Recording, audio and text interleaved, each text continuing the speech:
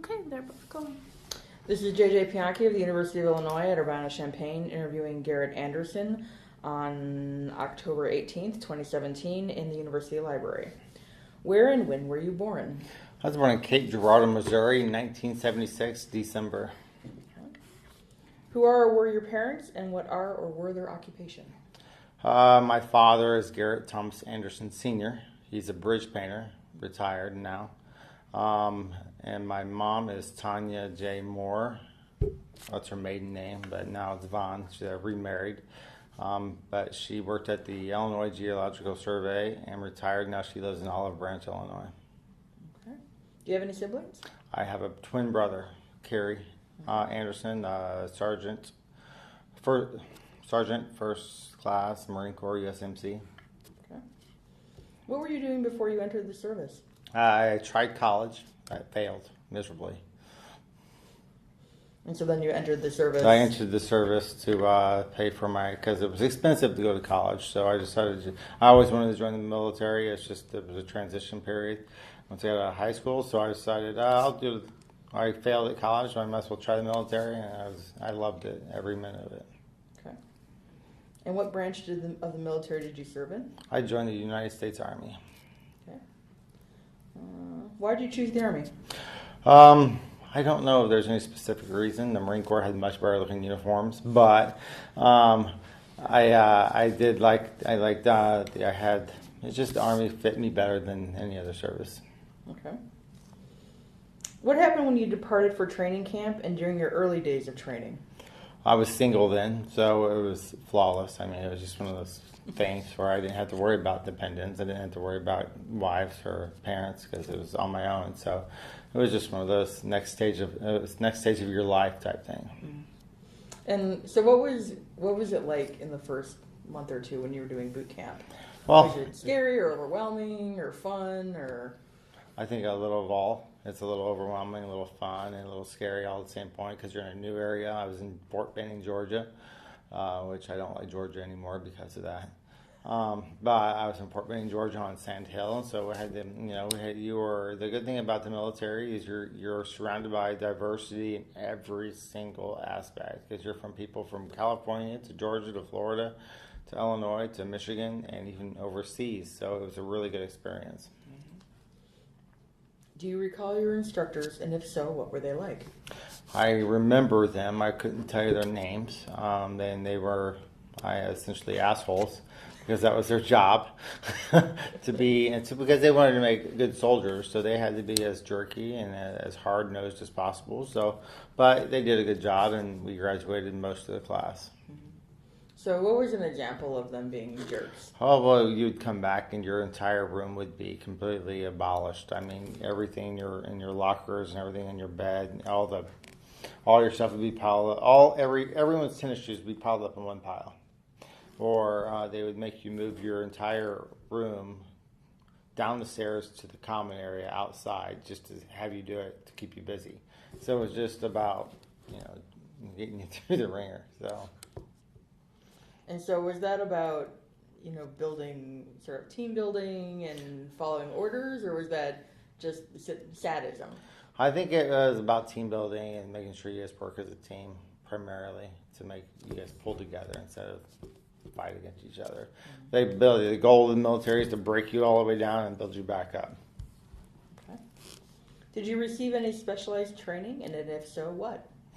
I was in the service, I received several schools. I was an NBC specialist. I was also Air Assault qualified, and I also went to a sniper school. What was NBC? NBC, Nuclear Biological Chemical Training. Okay. How did you adapt to military life, including the physical regimen, barracks, food, and social life? I found it very easy. I like to be a very structured and very organized person anyway, so the military fit me like a glove. So I like the fact that, you had a regiment, you had a certain thing, and the greatest thing is you never had to worry about what you had to wear because you wore the same thing every day. So it was really neat. There was no choices to be made. I really liked the regiment and the discipline of it all. Okay. What about social life? During basic training, there is none, but afterwards, once you get to your unit, I was pretty social. I met with people in new units and stuff. And the great thing about the military is you're moving from unit to unit to unit, but everybody's in the same shoes. So making friends and making comrades in your unit, that's what you do, because you might have to go to war with these individuals. Sure. And so what would you do? I mean, was it movie nights? Was it reading? Was it playing sports? I wish it was that nice. It was more like going down to the bar or going, sometimes we play pickup basketball games or weightlifting or exercising and stuff like that. Where were you stationed? I was stationed at Fort Campbell, Kentucky. Then I was stationed in Camp Casey, Korea. Then I got out, and then I was in National Guard unit here in Urbana. And then we went to Bulgaria, and then we went to Iraq. Okay. What were your time? So you were in South Korea, and then you were in Bulgaria, and then you were in Iraq. So let's go, I guess, by order. How was South Korea?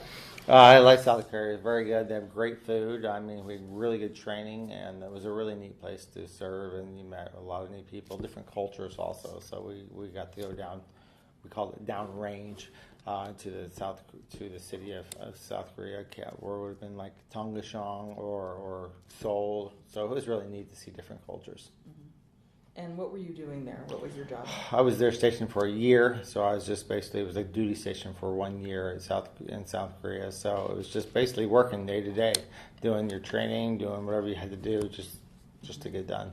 So were you part of an infantry unit? I was part of an infantry unit in Camp Casey. I think it was, I can't remember what unit it was at this time, but yeah, I was part of an infantry unit there in Korea. 1st of the 503rd Infantry, yes. And was there anything about your time there that really sticks out in your memory? No, the first day I was there. The first 2 days I got to my unit. On the third day, we did a 30-mile rock march, 50-pound rocks. And I was just on 30 days leave, and so it was the very first thing, my introduction to Korea. And Korea is not central Illinois by any means. It is the hilliest and most geographically challenging place. Okay, so then next you went to Bulgaria, and at this point you were part of the National Guard. I was in the National Guard. We did our annual training in Bulgaria, and so we would do. And we were the first American troops in Bulgaria since World War II, and so we got to see their culture and what they'd done. Actually, we did one interesting thing that we did was we were walking in the woods doing a patrol. And we came upon some gypsies in the wood, and they had seriously gypsies with a wagon and horses pulling the wagons. And these people didn't know if World War III started off or not. They were freaked out, but we gave them MRE and kept on going with our training. Mm-hmm. And so was Bulgaria just about training, and were you continuing? It was just training. It was just training. We were there for about a month. Okay, and so you were still doing infantry? Yeah, I'm still an infantryman. Okay. And then finally you were in Iraq. So how long were you in Iraq? I was in Iraq we trained for about 6 months, and then we trained in Fort Benning, Georgia, we trained in Georgia, Fort Stewart, Georgia, and then we shipped off to Iraq. I was there about 6 months before I got injured. So, and again, you were just doing infantry? I was a sniper in a recon platoon, and we were just doing daily patrols, police presence type stuff, going door to door, walking, just that type of stuff. And in the Abu Ghraib province, just outside of the Abu Ghraib prison and stuff like that. Okay. And so you said you were injured. Can you talk about what that action was, or what was going on with that? It was about October 15th, 2005, about 05:04 in the morning, and we got called to a possible mortar landing. And so we go to react to that. We got called to this possible area. It was an overpass. And so we get to where we're going. There's nothing going on. We radio, nothing's going back. And about that time, our ship was about up, and our relief was coming in. So we start to head back into base. And all of a sudden, a huge explosion underneath our truck blew the engine out. At that point, I didn't know I was hurt. I just knew that someone blew my truck up, and I wanted to kill whoever that was. And so I reached for my rifle. I couldn't find it because the dust was really, really thick. I couldn't see 2 inches in front of my face. and I couldn't find it, and I looked down and my arm's completely obliterated, and I can't talk, and because my jaw's broken 7 spots, and so at that point I'm just mumbling, and then the other guys in the truck can see that I'm injured. They pull me out. Justin McCarty, he was a soldier that was riding along with us that mission.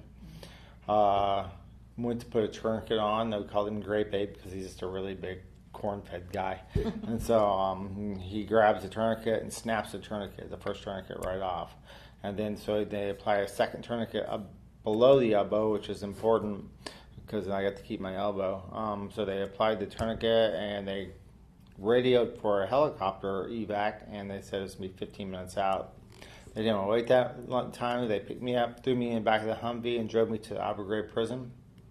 And the last thing I heard before they put me out was get out the bone saw. It's a lot. Yeah, it was eventful that day. Very much so. Did you have other eventful days like that? We got shot at a lot. We were getting shot at, pop shots all the time. But that was my last day in Iraq. So. And so from there, I presume you were sent to Germany. I was sent to Germany, where they did all the clean outs and surgeries. They repaired my face with a recon plate. So I have a steel plate that goes all clear down my jawline and underneath my eye. So the lower half of my left side of my face is all rebuilt. Then I was in a coma the whole time during this, and so they shipped me off to Walter Reed, and then I wake up at Walter Reed and all my family's there. Gotcha. So before your injury, was there anything about your time in Iraq that really stuck out? Any incidents that make you go, wow, or ouch, or sad, happy? It was really, really hot. It was super hot there, like 110, 120 degrees during the day. It was super hot, and you're wearing all this heavy gear. But we would do foot patrols.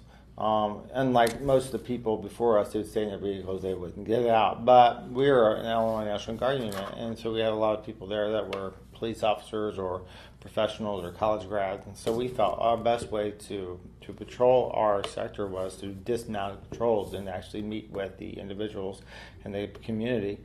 And we actually reduced one of the hottest zones in Iraq to one of the most calmed down, because we were able to interact and build bridges with a lot of the community. We were very lucky on that. So we used different techniques. So our first week there, we're sitting there, and so we're somewhere else, and we decided to do a foot patrol back to the main base. We get back to the main base, and the people are looking at us like we're crazy because we're out walking out in Iraq. And I go, well, we got guns, so we think we're pretty cool. So we did that. So we did a lot of foot patrols, and we got very first day outside the wire. Outside the wire is basically when you go out to the combat zone, outside the American base. Is we got shot at the very first day, very first 10 minutes we were outside the wire, we were shot at, and that's a great way to get broke into combat. But it was like we get pop shots all the time, people shooting at us and stuff like that. But unfortunately, after a while, you get used to that crap. It's nothing new. Getting shot at is just one of those things. I guess it's like living in Chicago. So, do you think that getting shot at so continually in Iraq is sort of like the Iraqi form of hazing? I think it's just there's certain factions of the people. There are good Iraqis and there are bad Iraqis. So they couldn't come at us head on, so they would just do pop shots or ambushes and stuff like that. So it's not really hazing. It's just their fight, or the Al Qaeda or whoever the faction that was trying to fight us. That's what they were doing. Do you have any particularly pleasant memories of Iraq that you really enjoyed, or? I think we had a lot of fun with my guys. I mean, we felt really close. Our unit's still really close together.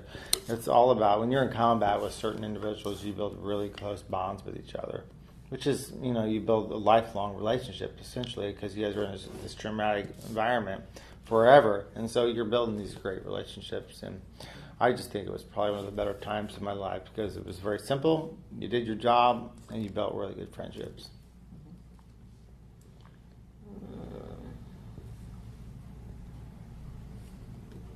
How did you feel when witnessing casualties and destruction?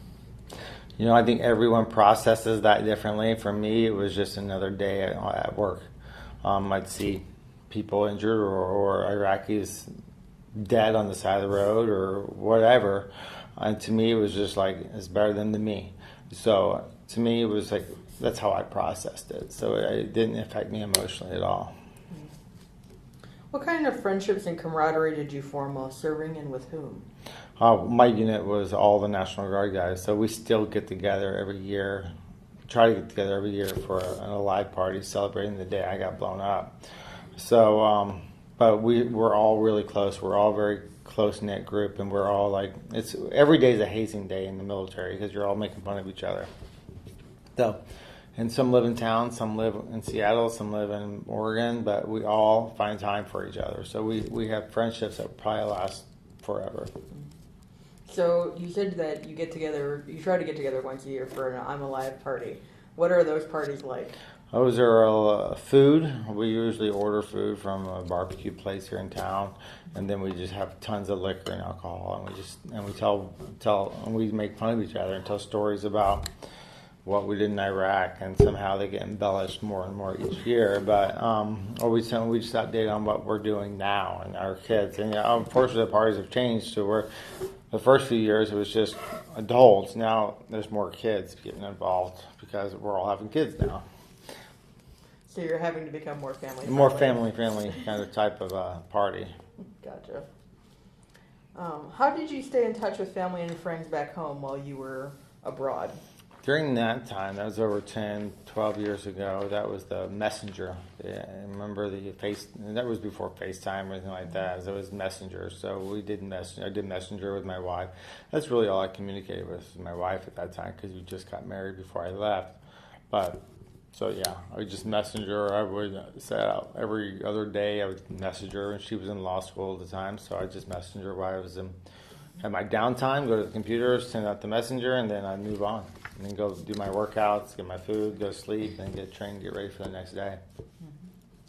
What did you do for recreation when you were off duty? I weightlifted. I ran. I probably ran about 5 to 8, 10 miles a day. And then I weightlifted, and I just stayed busy. When you were in the service, did you read for pleasure, and if so, what? I didn't really read in the service. I only read what I had to read in the service. We trained a lot. I was really physically fit at that time in my life, so I worked out a lot. What particular book would you say influenced your life the most? What book influenced my life the most? I wouldn't say. I don't know that. Still not a big reader because I'm a master's student, but because I have to read for work essentially. But I don't know that I've had a book that influenced my life. Really, I wish I did, but I don't. I wish I was that deep. Did you use libraries when you were in the service? Why or why not? They had a library there, so I picked up books every once in a while and started books so I could get into it. And for me, it was hard, though. I had to read books that actually pulled me in. But those would be suspense novels or like police or military-related type stuff. I would select books similar to that.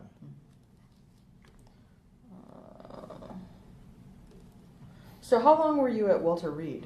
I was at Walter Reed for about 8 months during my recovery, which was pretty quick timing. So I got there, 8 months later I left and came back home. So yeah, I was there 8 months. I met some great people there. And my injury was, to quote a Monty Python movie, it was merely a flesh wound because there's some kids there that were missing double leg amputees, triple amputees, traumatic brain injuries. So really I felt very fortunate. Mm-hmm. And so, once you were done at Walter Reed, you were basically mustered out of the National Guard. I was active duty at that time. So because the National Guard activated active duty. So when I got injured, in active duty, which was the best thing that ever happened because I retired active duty. But so I just ETS'd out of the military and in the term served, and then I started receiving my retirement checks. What was coming home like? It was a little different. You come from a high-octane combat zone where everyone's trying to blow you up and shoot at you, to Champaign-Urbana. And so it's you're still hyper aware of everything around you. So you're still very leery of everyone. Cars getting next to you, cars on your bumper, cars anywhere. So you're just very hyper aware of your surroundings. And what about family and friends? How is that coming home to family and friends? I guess it was okay. I don't know that I've always been a very lovey-dovey personal person with my family. I mean, I couldn't call my brother once a month and my family once a month, and I'm good with that. Unlike other people, my wife calls her sister every day, and they work together. So, I can call my brother once a month, and we're good. We can see each other every 6 months, and that's almost too much. So, I mean, to me, I'm more like I stay in my lane. So, gotcha. How did you readjust to civilian life? it was difficult. Apparently, you can't speak to civilians like you speak to soldiers. They get offended easily. Real easily. So you have to tone it down. There's not so many explicits, and so it took a few years, but I got a little bit better at it. I'm still have my moments, but that's a transition. That's what we have to train our soldiers is how to make that transition from military organized, where everyone's a team, to civilian, where everyone's out to clip your ankles. And it's a whole different mindset than military and civilian life. Have you remained in contact or reunited with fellow veterans, and if so, who? All of them. Everybody in my unit I've pretty much kept in contact with. There's no one in specific that I keep in contact with. It's a general blanket of everybody that I deployed with. We still talk. Are you a member of any veterans organizations, and if so, which? Oh, I've been inducted into every military organization known to man, it seems like. I'm a member of the VFW, I'm a member of the American Legion, I'm even a member of the Marine Corps League, and I'm an Army guy. I like those organizations. I think they're very good organizations. They have a very good foundation when they started. I think they don't fit the lifestyles and the mission statements of our current veterans. They're bars, and when I have children, I can't really be in bars that much. So I think they're having difficulty recruiting. So I like what they've done, but I don't like their new path. What have you done since separating from the military? Well, I've done a lot. Once I got out of the military, I went to Parkland College, transferred from there to Illinois State University in Bloomington Normal. I got my undergraduate degree in criminal justice sciences. Once I was done with that, I started working I worked for Representative Chapin Rose, at that point now Senator Chapin Rose. Then I started working for U.S. Congressman Rodney Davis. I did that for a year and a half, 2 years. And then I left that. And the big thing I was a stay-at-home dad for many, many years till my kids were old enough to go to school. So I was a stay-at-home dad for most of their early life until they were all school age. Mm-hmm. And then I came back to school to get my master's degree at the University of Illinois. What were you doing for the Senators? I did military-related stuff. So let's say that you had an issue with you were active duty military and you had an issue with the military, or you were separated from the military and you needed some information, or let's say you had a lost medal when I worked for Congressman Davis. One of my most memorable moments was there was a guy from Decatur who had a soldier's medal, which is the highest-ranking medal that you can get while you are non-combat related. Mm-hmm. And he got it. He saved a guy out of a retention pond. It was a makeshift retention pond. The guy tried to commit suicide, jumped into the retention pond. He jumped in. The guy was twice his size, pulled him out, saved his life, gave him CPR. He got a soldier's medal for this, but it was like he did it, saved it. They issued him the award, and he moved on. He never got the award. So 50 years later, after he got issued this award, he's went through 2 or 3 different state reps and everyone else, and I was the only one I'd be able to find the authorization code at the top for the issue of the award, and I got him a soldier's medal after 50 years. Wow! And so this guy was amazing. He never stopped talking. He's talked and talked and talked and talked all the time. And then we get him up on stage to talk about him getting his medal, and it was like crickets. He didn't say 2 words. It was amazing. It's the funniest thing ever. So for the congressman and for the senator, you did basically sort constituent of military... services. I did constituent services for the individuals to help them Because constituents will call, they have a complaint, they call the office, and we try to take care of that. Right. Okay. So then after that what did you do after? Working with Congressman, I came back to college. Okay. And what are you doing now? I'm getting my master's degree in rehabilitation counseling and applied health sciences at the University of Illinois, and I work at the Center for Wounded Veterans in higher education. And when do you graduate? I graduate this spring. Oh, good job. What are you going to do after that? If I get a job, I get a job. If I don't, well, we'll see what happens. Okay. But currently my wife's running for circuit judge, so I'm doing that too. As a veteran, have you used your local library? Why or why not? I've actually had my local library. When I was a kid, when my kids were young, I actually took them to the library to get out of the house. And so yes, I'd go to the library with them and let them pick out books. And so every week we'd go to the library, pick out books, and they'd get books, and we'd have to come back and they have reading time and stuff like that. So yeah, I took my kids there at the local Champaign library. Mm-hmm. In college, yes, I used the library for research papers. Gotcha. So what has the experience been like going to the public library, especially as a veteran? I don't think it's any different. Unfortunately, you can't really. I stick out more than most because of my prosthetic arm. But, it's not bad. I think we have a very good library system in this area. And, of course, University of Illinois has one of the best libraries in the country. But, it's just, you go in, you do your thing, and you pop out. So I try not to draw attention to myself as much as possible. Mm-hmm. As a veteran, are there programs or types of books available at the library that you enjoy more than others? I like military-related books, anything that's about autobiography of leaders or any kind of presidential or anything like that. I like those types of books to read about, like Black Hawk Down or any kind of historical battle books and stuff like that. As a veteran, is there something that you wish you could change about the library that would enhance your enjoyment of it? I don't think so. I mean, they do a pretty good job with all they do. I mean,